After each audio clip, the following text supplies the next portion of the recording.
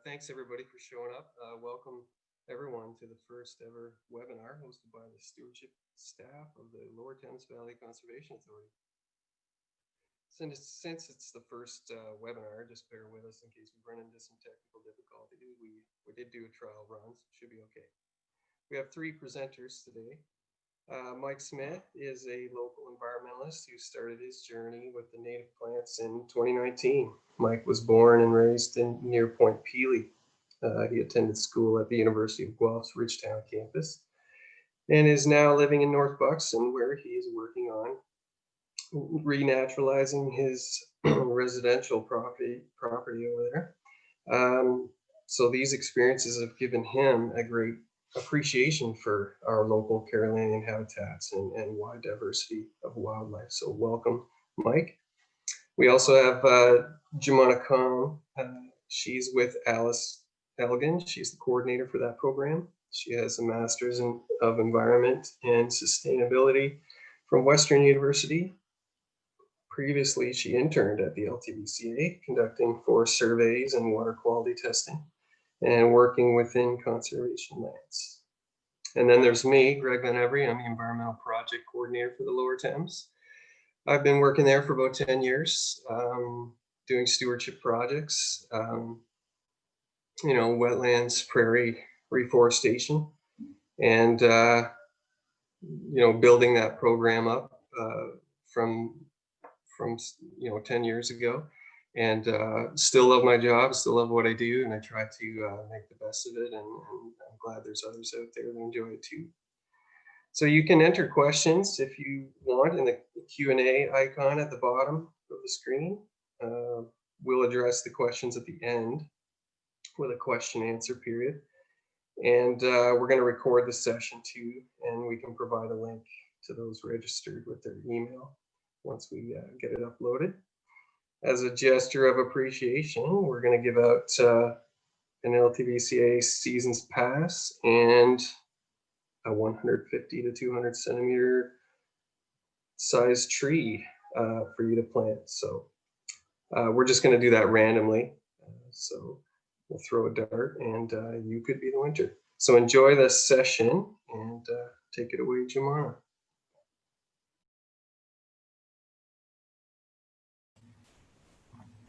All right. Well, thank you for the introduction. And thank you all for joining us and for your interest in urban rural stewardship. As Greg mentioned, I'm the ALUS Elgin Program Coordinator. I just want to make sure everyone can hear me, right? Let me see. Yep, sounds good to me. Perfect. So I'm the ALUS Elgin Program Coordinator, and today I'll be talking to you a little bit about tallgrass prairies and my experiences with them as part of ALUS. And to get started, I will start sharing my screen.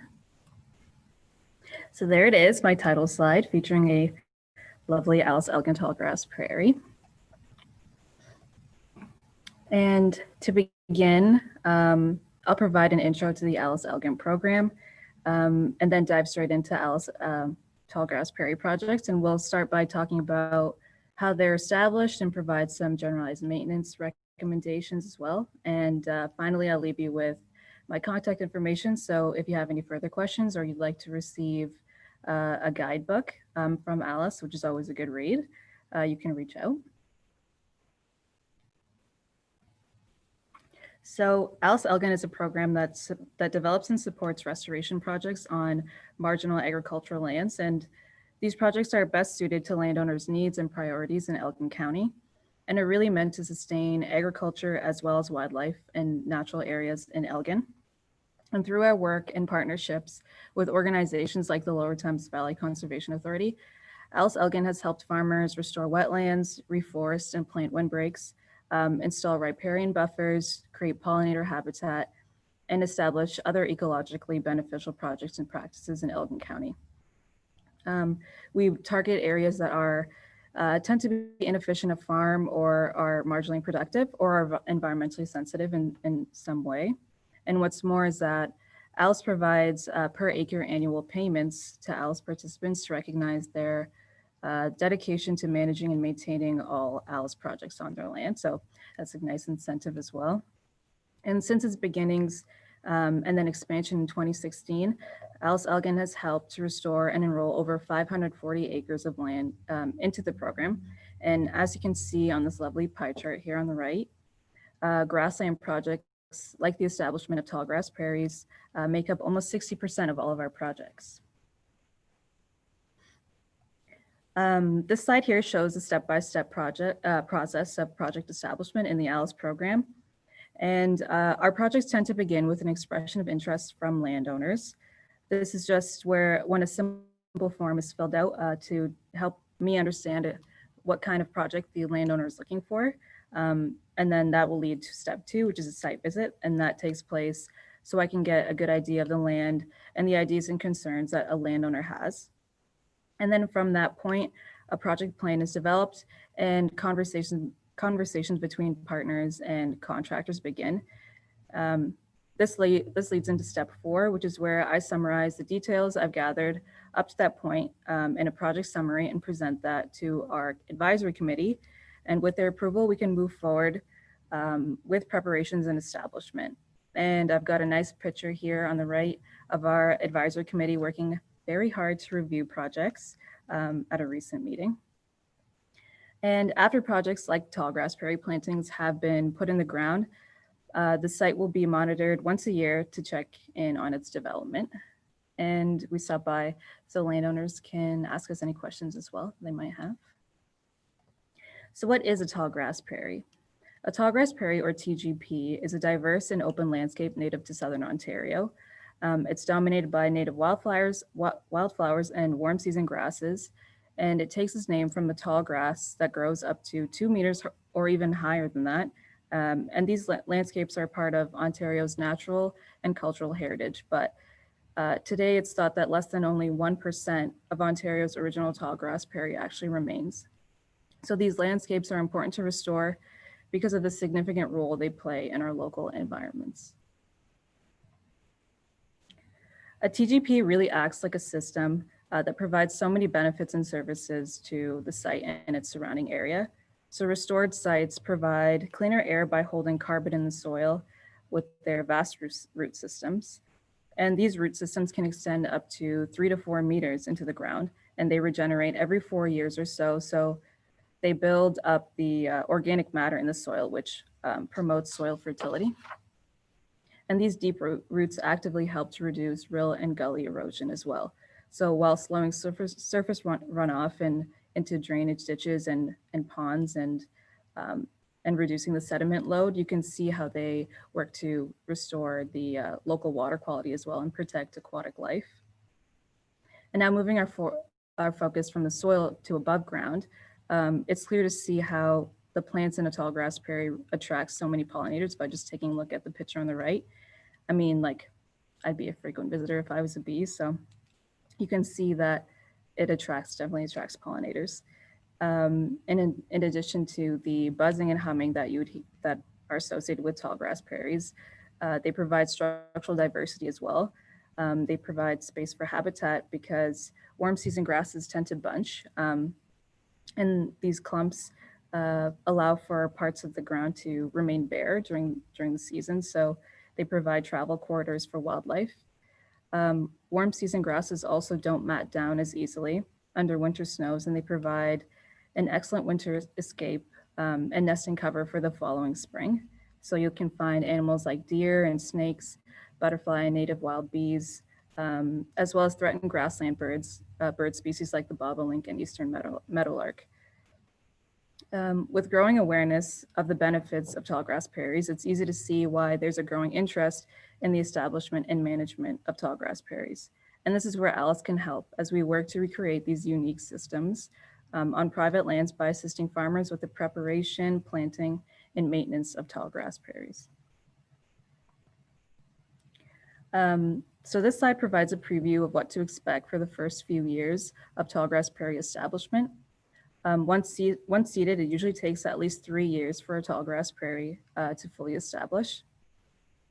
Now, the objective for what we'll call year 0 is to prepare a smooth surface to increase germination rates. This step is to prepare your site for planting and is critical to the success of prairie establishment. So generally the first priority in site prep is to eliminate any non-native or aggressive vegetation that will grow and compete with new prairie plants. The second is to create an optimum seed to soil contact by developing, again, a smooth and firm seed bed. And the approaches you'll need to take to achieve these objectives will depend on the specific site conditions of your field. And this is where I can come in to help. We can determine what needs to be done to prepare. And of course, after site prep, your prairie gets seeded. So moving forward to year one, or the first year after seeding, this is the time that tallgrass prairie seedlings will put into their root growth. They'll put their energy into their root growth, and they'll start trying to work hard to build that extensive root system. And even as early as year one, you should expect to see an increase in wildlife activity. Year one is also an important time to monitor your site for woody invasion or encroachment of invasive species. And it's best to perform general maintenance by mowing your site as needed during this year. Year two is actually a very exciting time because this is usually when the plants will begin to put more of their energy above ground, and prairie perennials will become established and may even bloom this year. And for routine maintenance, you might want to just mow, you just might need to mow once in the fall, as opposed to mowing as needed in year one. Year three is likely when you'll see more of your prairie becoming a habitat for a diverse set of species. And this site will increase its ability to provide ecosystem services like cleaner air and cleaner water. And with its establishment at this point, native grasses and wildflowers should dominate. So after your annual mow in the fall for this year, you may be able to adjust your routine maintenance to a long-term management cycle. So you won't need to be mowing once a year or as often. Instead, a prescribed burn every 3 to 5 years may be done, or alternatively, you could mow if prescribed burn is not feasible, and mowing takes place every 2 to 5 years. Unless, of course, there's like a problematic pressure from undesirable plants. So like I said, like there's site-specific conditions, and this will lead me to my next couple slides that will go over prairie maintenance in more detail. So now, before rushing into any maintenance management project of any kind, it's very important to evaluate your planting site. And this is because every site is unique, like I mentioned, and every year brings different conditions. So how you'll need to approach your prairie may change annually. And to ensure that you're taking the most appropriate maintenance approach at the right time for your site conditions, it's best to contact your local conservation authority or your ALUS program coordinator if you're an ALUS participant, and if you're in Elgin County, that's me. But that said, I do have generalized management tips that are helpful to keep in mind. And you will notice I've left some little PSAs at the bottom here in red. So before any prescribed burns or anything like that, you make sure you contact your local fire department and get all the necessary information, required permits. And when you're handling any herbicides, of course, you have to make sure you're taking all those safety precautions as well. So here you go. I'll provide more detail actually on this part. So during the first 3 years, when annual weeds tend to be more common, general maintenance is best to be performed annually, as I mentioned earlier, to remove non-native plants and woody invasion, which are not meant for a prairie. And general maintenance in earlier management involves mowing your prairie down to a height of 6 to 8 inches. And you can mow as needed in year one, and then it will be a good idea to mow every year for the first 3 years. The ideal time to mow is before weed species come to seed and after grassland birds have fledged, which is usually just after August 1st. But of course, it's site dependent.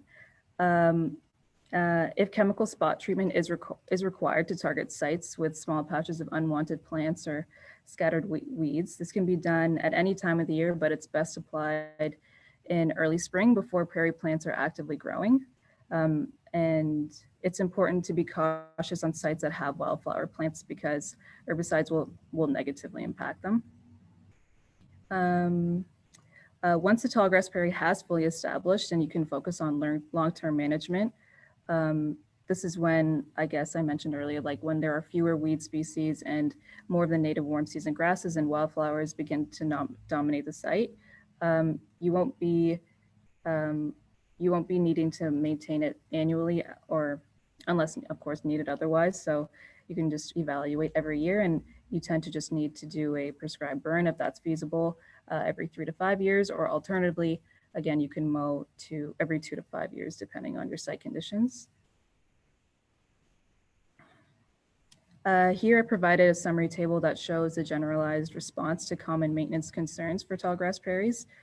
So if you find that you don't have much pressure from undesirable plants in an established prairie, but you do, of course, you have some scattered shrubs or trees, species, or weeds, then a prescribed burn every 3 to 5 years, or alternatively a mowing every 2 to 5 years will be a good management approach. So just regular maintenance.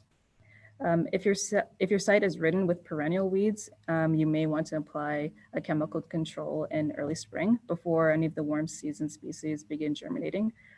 Otherwise, if you have smaller, more controllable areas of weeds, you may just want to mow that section before the weeds set seed. Or you can use a chemical spot treatment as well if that's required. A similar approach goes for smaller patches with woody stems. And if you think your site lacks prairie species, then removing pressure from non-native species with regular maintenance or overseeing your site may be a solution to that as well. And another note that I put down here is if you're doing a chemical control over your entire site, like that's not really feasible if you have forbs, because of course there's residual impacts from that. So you don't want to be disrupting the growth of your wildflowers. To give you a better idea of the timings of individual aftercare activities for established prairies, I put together this timeline which summarizes everything we've gone over in a more visual format, which I find personally more helpful. You'll notice that the prescribed burns in Southern Ontario are carried out very early in the spring, at a time when most reptiles and amphibians have not yet come out of hibernation and few birds have begun to nest. And mowing for general maintenance should only be taken place after grassland birds have fledged or left their nests. And it's important to be aware of potential reptile presence during the fall as well when you do mow.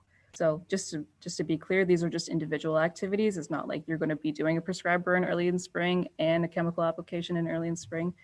Just to give you a better idea of like the timings you might be thinking about doing these type of things. So again, if you need a tailored approach to how you decide to maintain your prairie, you can always contact your conservation authority or me as well as the program coordinator. So I've left you with my contact information here. Thank you guys for listening to my presentation. Hopefully that gives some people some insight on what they need to do and when they need to do it. So great. We're going to move into Mike Smith's presentation now, and I think Colin's going to cue that up for us. And this is more of an urban twist on things. So see what Mike's been up to. My name is Mike Smith from ReLeaf Chatham, Kent, and this video is going to take you through a brief overview of the process I've gone through over the past year to naturalize my residential property in North Buxton, Ontario.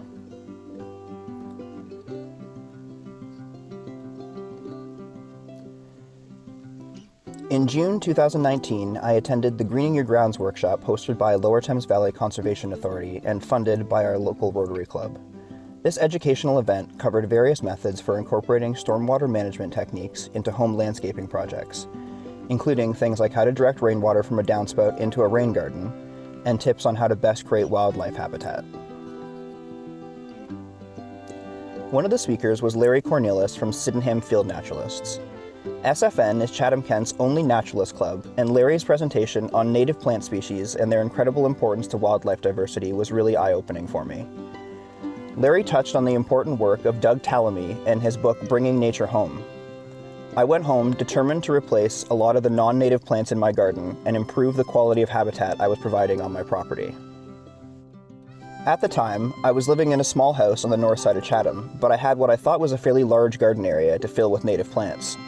The first chance I got, I took a trip to a couple of the only native plant-specific nurseries in our area, Heavenly Earth near Bothwell and the Amgenung Greenhouse in Sarnia. Within a couple of weeks, I had removed all of the non-native plants and filled the gardens to the brim with a sassafras tree, various sunflowers, asters, and about 20 other different native plants. Not bad for my postage stamp-sized yard. The pollinators showed up immediately. I had monarch butterflies on the milkweed, a huge variety of bees, and more moth species than I can identify.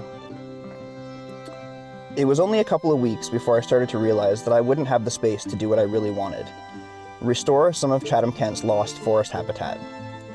Larry's presentation had highlighted the importance of trees and shrubs, and I barely had any room left to add any more, which led me to start a search for a rural property with more room to spread out.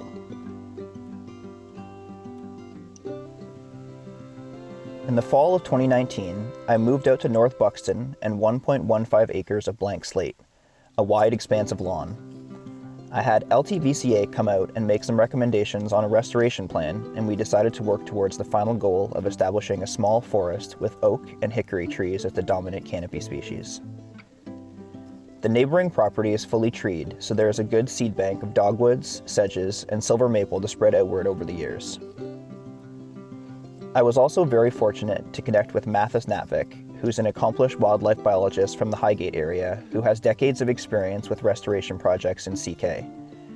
Together, we established a multi-year plan to convert my lawn to a forest. The first step was removing some of the unwanted non-native shrubs and trees, such as Rose of Sharon and Norway spruce. Once those had been taken care of, I started to focus on selecting the list of tree species that would be planted the following spring. Many of the oak species I wanted to concentrate on were available on LTVCA's annual tree sale, so I worked with them to secure a Forest Ontario grant to supply 400 native saplings. May of 2020 was a bit of a blur. Once the trees were delivered, I would come home from work and plant trees till I lost the light. Many projects of this size plant their trees in orderly rows to make mowing and maintenance easier, but I'm a glutton for punishment and I wanted a more natural look. The 400 trees I got from LTVCA were supplemented by some larger selections from Heavenly Earth and spaced out about 7 feet apart. I determined where in the yard to plant various species based on their moisture preference. The low wet spots got a healthy dose of swamp white oak and paper birch, while slightly drier areas got red oak and shagbark hickory. Once the trees were all planted, the real work of keeping them maintained, protected from rabbits, and properly mulched started. Trust me when I say it's a full-time job to stay on top of weeding, trimming the grass, and topping up the mulch on over 500 new trees. I also experimented with a few other things over the summer. A rain garden to capture some of the roof runoff out of a downspout, using cardboard, compost, and mulch to smother the lawn to create a new milkweed garden, and digging a few pit and mound areas to recreate the natural topography of an older forest floor. This is a cool technique that simulates what happens when a tree falls over and pulls up a large area of soil with its root ball. The resulting pit holds water longer into the late spring, and the mound of soil where the tree roots break down creates a drier area. This variation in moisture levels creates microhabitats for plants that would otherwise likely not establish in a flat lawn. Going forward, the plan calls for supplementing the existing trees with new saplings from the LTVCA tree program every spring. Some trees won't survive, and others will be lost to rabbits or deer, so it's important to keep adding new trees until they establish well. I am also planning to overseed the remaining lawn with a custom wildflower and prairie grass mix that will hopefully provide benefit to pollinators until the trees create too much shade for these full sun-loving plants to do well. Early on in this process, I realized that it would be great to have a place to share ideas with other folks in the community who are interested in helping restore some of our lost natural habitat. With that in mind, I created a Facebook group called ReLeaf Chatham Kent, which has grown well beyond what I hoped was possible and helped me connect with so many wonderful people in our community who are passionate about native species restoration. There are so many amazing new projects happening here in CK, like the Prairie Project, the Pollinator Garden, and a few ReLeaf members working on multi-acre restoration projects. Our group has participated in tree planting, invasive species removal, and hosted a lecture series that touched on forest cover and remnant prairie habitat in our region. I'm excited about the future of ReLeafCK and seeing how we can come together to learn from each other and the land.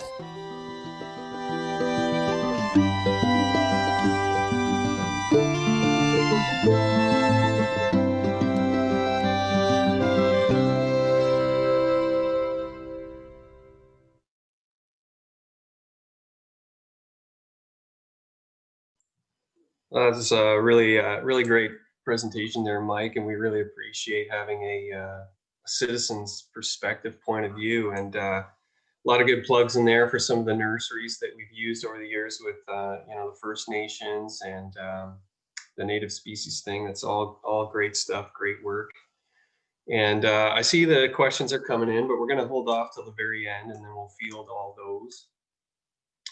So I'm gonna put up my screen now and do a little bit of a presentation on the programs that we offer and how they work, that sort of thing. So to start off with, I'll just let you know what we've been doing. You know, in 2020, this is basically what we accomplished. We put through the door 91,000 native Carolinian seedlings, planted watershed wide. Now, a portion of those were purchased by landowners, I think about 15 to 20,000, but the rest were installed by the stewardship staff at LTVCA. So congratulations to those guys. It was a lot of work trying to organize that, especially with COVID-19 in the mix, but we did it. And due to the fact that most of it was outside, that's what saved us from the COVID-19 issues. So good job on that. We restored 50 acres of wetland across the watershed. We did 125 acres of native tallgrass. That includes some of the ALUS programs and Jumanah, the work Jumanah's done, and Peter and Amanda. Those of you who don't know, Amanda is the Chatham Kent coordinator for ALUS. Peter is the Middlesex coordinator, and Jumanah is the Elgin coordinator. So we have a lot of ALUS presence, and I think that is helping us do a lot more buffer strips and contributes to that native tallgrass number. There's over $500,000 in project support leverage from funders. So, you know, this time of year and you know, the off season when we're not outside doing all the planting, we're rigorously looking for funds and support to do these projects and bring those dollars to landowners. So when we do projects, it's usually these marginal farm areas unfit for agriculture. Nobody in the agriculture industry really wants to give up that prime ag land, and that's not what we're looking for. We're looking for those spots that, you know, are hard to drain, hard to get in with large equipment, etc. To qualify for some of our program incentives, there's a few things that you really need to be willing to do. So, you know, you need to be able to prepare the planting site, whether you have some equipment yourself or whether you know a neighbor with some equipment that can assist. You also need to be able to maintain the trees if you're doing reforestation, which may require, you know, some mowing and maybe some herbicide spot application. And we saw some of that in Jumanah's presentation about maintenance. Some of it is very similar with the trees. You know, for wetlands, you know, there's not a lot of maintenance that goes into wetlands, but typically when we do a wetland, we try to seed the disturbed soils down with native tallgrass. And so that's where your grassland maintenance would come into effect. And this is crucial for the first 3 years.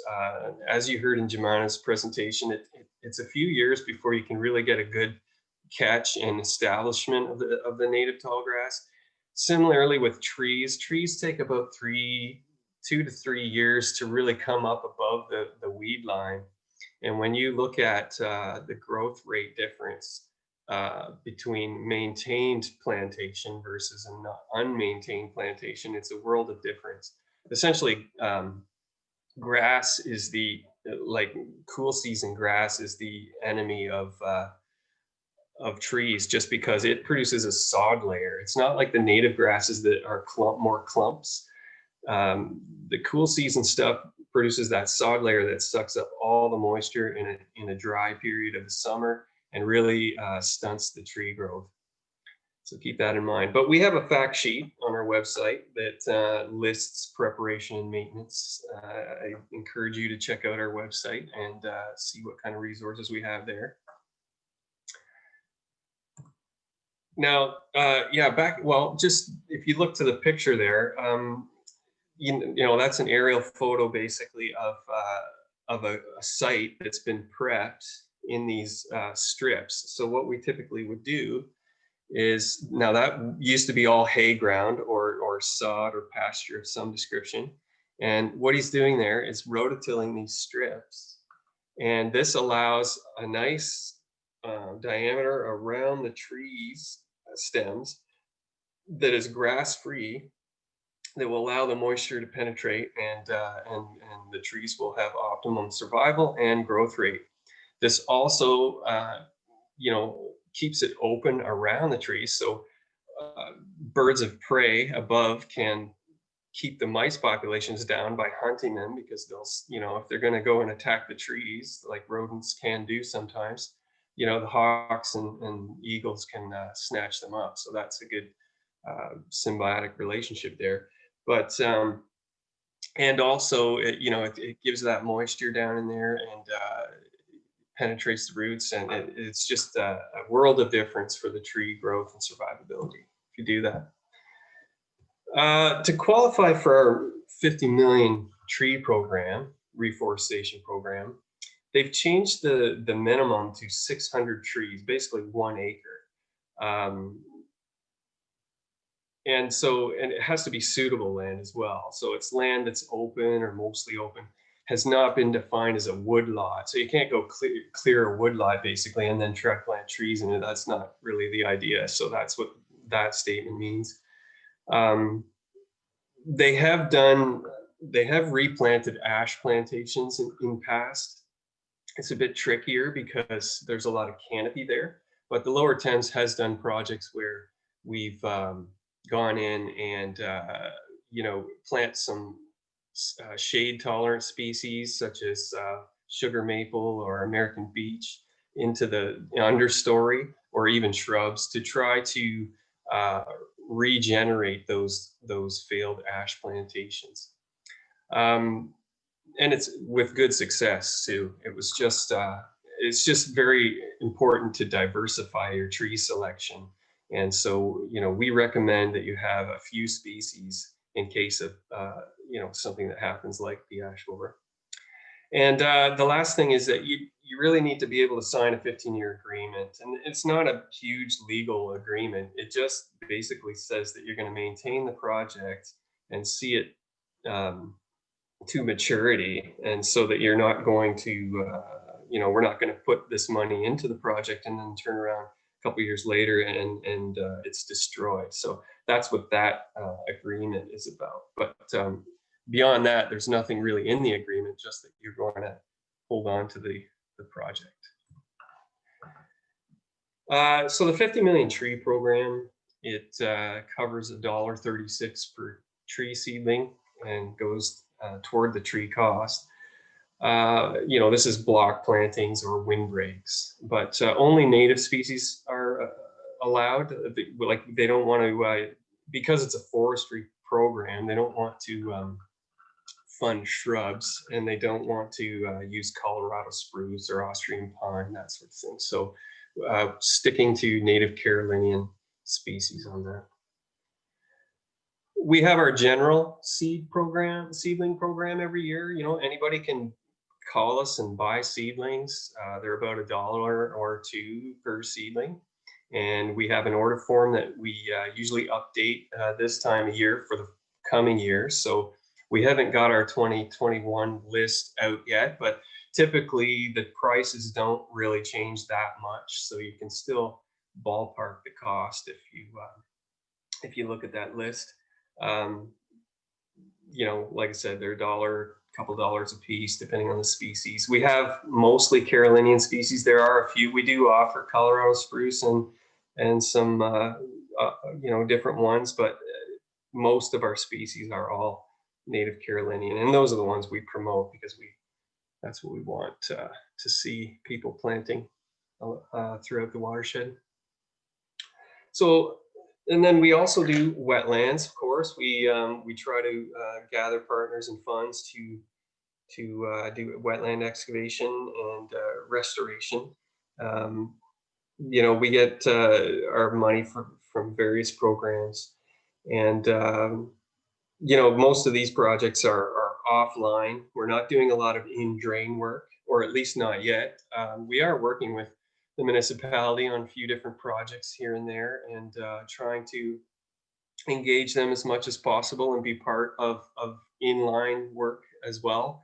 But for the most part, we're working with marginal areas, in low areas off the main drain. And the goal is to, you know, create habitat, but also mitigate nutrient loading and slow that water down that you know, is carrying lots of soil and sediments and nutrients, and it's a migratory bird thing, because we work a lot with ducks unlimited, so we're constantly trying to build wetland habitat for migratory birds as well. Here's some of the partners. I mean, we're reaching out to the government, of course, provincial and federal. There's some other groups as well, like Wildlife Habitat Canada, and there are some local groups in Elgin, Elgin Clean Water Program, and Elgin Stewardship Council is still running, and we partner with them often. ALUS, of course, you know, we're working with them almost throughout our watershed now. And there's, you know, NG is a wind company. We're working with the wind companies to try to, you know, utilize their community dollars to do some environmental good. And the same with Waste Connections. They are the bridge landfill near Blenheim, and we're working with them to do a lot of mitigation work, as well as you know, just community work in general, and offering those incentives to landowners. So this is what typically a wetland that was excavated might look like after 5 years. You know, this is one of our projects. I mean, you know, you can see it's all you know, growing in, looks like something. It's really, you know, after you dig a wetland, it just looks like dirt, a hole and piled dirt everywhere, and it's not very attractive. But it doesn't take long for it to look like this and fill up with water. It basically, over the winter, fall and winter, they fill up, and then the next spring, you know, the vegetation starts coming in, and you wouldn't believe how quickly the wildlife is attracted to it. They you know, they show up almost immediately. So the ALUS program, of course, Jumanah talked about all this, but you know, they're accepting and planning projects for next year. You know, all stewardship projects are eligible. Like, that means, you know, prairie, reforestation, or wetland. They provide the annual payments, of course, for each acre enrolled. That's kind of their motto, their thing to do, which is good and entices a lot of people that maybe otherwise wouldn't do a project. But the main, like, the funds are for maintenance of the project. So just to be clear, if you're thinking of doing a, you know, a project on your farmland, it has to be in marginal area, of course. And it also, you know, the funds that you get for it are basically to maintain that prairie, or maintain that buffer, or maintain the tree planting, or whatever it is, whatever kind of project you're doing. So we have the ALUS program in Elgin, Middlesex, Chatham, Kent, and in Lambton as well. So if you live out that way, just on the northern edge of our watershed, we do work with Lambton Stewardship Council, or, well, we do work with Lambton Stewardship Council, but we also work with the Lambton ALUS as well. You know, they do provide implementation funds, like project implementation funds in some cases. It just depends. So it's more or less finding out what you want to do, and talking with the people that will be involved. And then, of course, there's the expression of interest that Jumanah also talked about. So that's the first step in filling, or getting to this, getting access to the program. We also have, this year, we have some species at risk buffer strip funding to help us with prairies as well. And these are the target watersheds. So hopefully that's visible on your screen. But we've got New Biggin, which is up near Glen Cove, and then in Melbourne, Gentleman Creek area, some opportunity there. And then sort of all around the Muncie area, Oneida and Chippewa areas up there. We've got the Longwoods watershed, Sharon Creek, Turkey, and Baird Creek. So if you live in those areas, we may have some buffer strip funding there for you. Basically, this is meant to control water runoff that would directly contribute nutrients or sediment to the Thames River and its tributaries and control that so that the species at risk, like the fish and the turtles that live there, are not bombarded with nutrients and things that they can't handle. We also have down in the western part of the river, Thames River, where it enters the Lake St. Clair, from McGregor Creek, which is up around Ridgetown, and then all the way down into Jeanette's Creek, where the mouth of the river is. We have this phosphorus reduction program, and it's more agricultural based because it's looking at providing, the program's available during 2021, and they're going to open, Colin's the lead on this, and he is going to open his intake in February. So funds for the following agricultural BMPs for fields located in the sub watersheds. It's going to be stuff like cover crops, grid, zone soil sampling, alternative phosphorus application practices, stuff like variable rates and strip tillage and different things.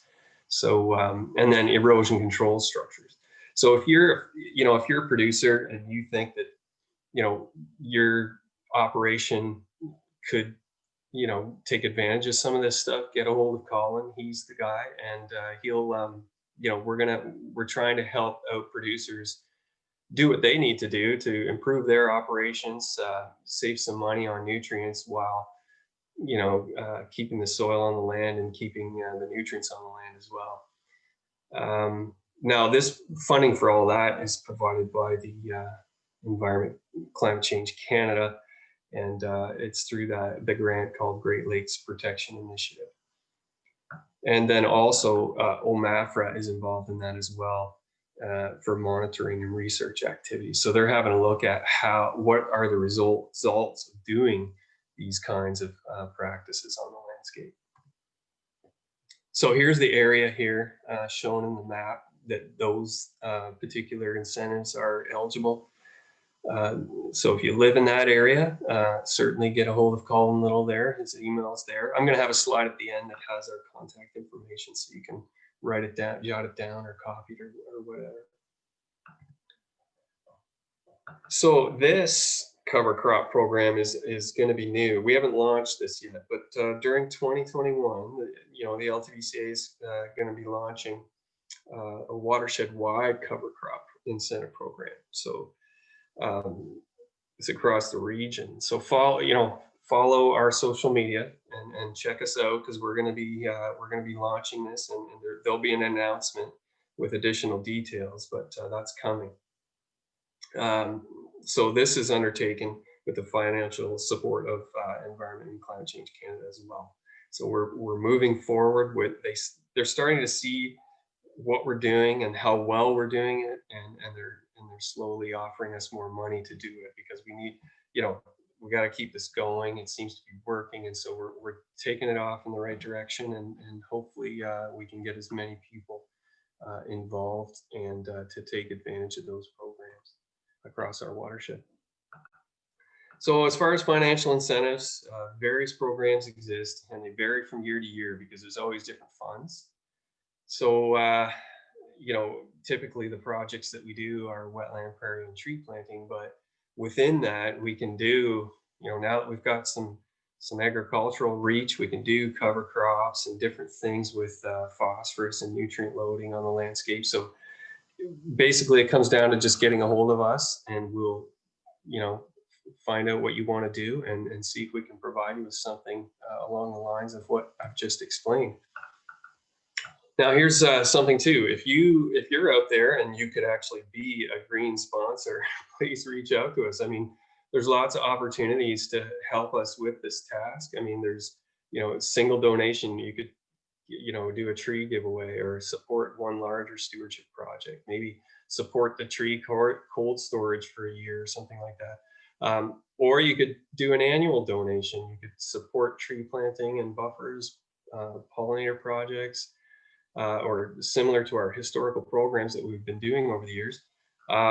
There's always special projects we're doing, just like in Mike's presentation, you know, greening your grounds was part of that. I mean, it's urban stewardship. It's a little bit more like, you know, doing your part if you live in town. If you have a small patch that you're interested in sort of doing some restoration, well, there's that too. And then we're always trying to do education, you know, get educational opportunities out there for others. So lots of ideas for if you want to fund any of those, just let us know. Here's some typical project examples that pretty much getting to the end of it now, and I'm just going to show you what things kind of look like before and after. So this site here was difficult for access of large equipment. You know, it was retired, and a wetland creation took place in 2020 in this area. You know, they often take place on the marginal farmland again, and you know, seasonally wet areas, steep slopes, high erodible areas, areas that are no longer practical to farm with the modern equipment. So to the left, that's from the air, and then to the right is sort of the top is you know, before, and then, you know, this is it again after excavation. It's starting to green up in the following springtime. And so, you know, of course, the water there looks a little muddy now, but that's just because it's you know, it's in its infancy, but soon it will settle down and vegetate and start to function as a you know, a wetland should. So that's kind of a look at how something might transform on the landscape that we do. So here's another one here that, you know, again, steep slope. There was a slope there, and it was difficult to access. So what we did was we reforested the part sort of in the upper half of the picture. And then down the center, which basically was just a low swale, we excavated that out so it would have more capture capacity. And we're just using the existing features. In some cases, we don't really have to excavate too deeply. We just have to back the water up and make sure we direct it properly so that it continues to flow and doesn't affect drainage. And that's another thing that often people will ask is like, oh, well, you know, there's a pond there that's affecting my field. But really, there's no change in hydrology. Whenever we do a wetland pond, there's no difference in the hydrology. We're just opening it up so that you actually see the water that is flowing through there. You know, often, you know, the odd time we'll get sort of a complaint like, oh, you know, you put that there and now my field floods. Well, the field always flooded. It's just we opened it up so now you can see that that's happening. And so, so if you know, if you're on the fence because you're worried that, you know, drainage might get screwed up, but that's not the case at all. We work with drainage, we work with the tiles. We tend to, you know, if there's any tiles going in or around where we're digging the pond, we tend to dig those back and adjust them accordingly so that the field drains properly, and also we can capture that runoff, and then at the outflow of the wetland, we make sure that it's directed in a way that returns to the drainage system and carries on down its way. So, you know, we're just collecting, we're slowing the water down, we're letting that nutrients and sediments settle out, and then we're sending the water back on its way. It always has to have an inlet and an outlet. So, okay, now we're going to switch to question period. And here's our contact. I'll leave this up here for when, for right now while we're answering some questions. But please reach out to us if you have any kind of project in mind. Now, I think I'll hand it off to Amanda here. And maybe, Amanda, you can tell us what the questions are, and we'll try to go through them and answer them if there are any. Okay, can you hear me? I can. Okay, so our first one was from Rebecca. I do believe we answered it, but maybe we'll just go over it again. How do you know when to mow, i.e. mow as needed in the first year? The first year is technically, well, it's pretty difficult the first year, but the big key factor about the first year is it's going to be mostly cool season weeds that come up. How you know is, well, first of all, I guess you need to learn a little bit about cool season weeds and what they look like. But the key to mowing the first year is the thistle. If you see thistle invading, Canada thistle in particular, it's the skinny one, tall skinny one with the purple flower. You want to make sure you mow when that is flowering. You don't want that to spread.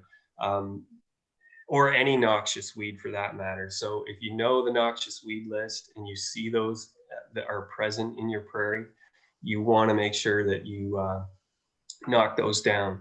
Now, it's a balancing act, because if you look at your prairie and you've got all kinds of really good catch with your native species, then you need to time it so that you maybe knock those weed seed heads off, but continue to have growth and seeding of your native prairie. So it's a real, you gotta watch it, and you gotta know what species to look for. Hopefully that answers your question. Jumanah, if you want to chime in as well.